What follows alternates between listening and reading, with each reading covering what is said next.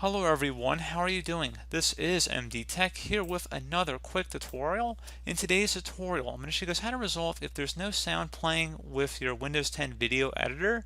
So this should hopefully be a pretty straightforward process here, guys. And without further ado, let's go ahead and jump right into it.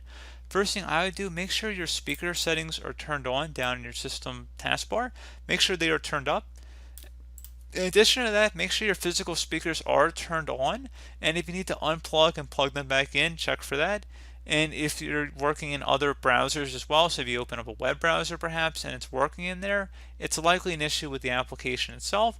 But if you notice everything isn't working right in terms of the audio component, one further thing we can try here would be to open up the start menu and search for services. Best match should come back with services. Go ahead and open that up. Locate the Windows Audio service right here and double click on it.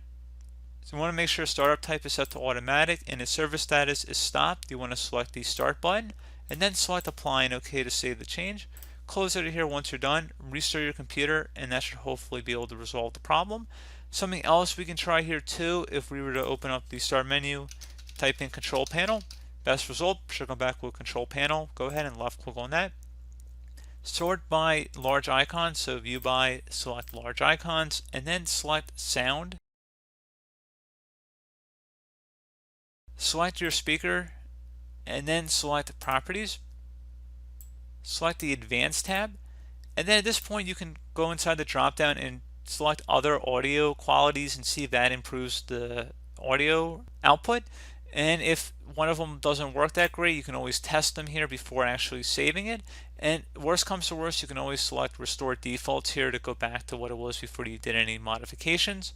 But the default for me, and probably for most of you guys, is probably going to be 16-bit 48,000 hertz. It's going to be 16-bit and 48,000 hertz DVD quality. Again, it'll depend on your speaker and your preferences, but just giving you guys an idea there. So pretty straightforward process.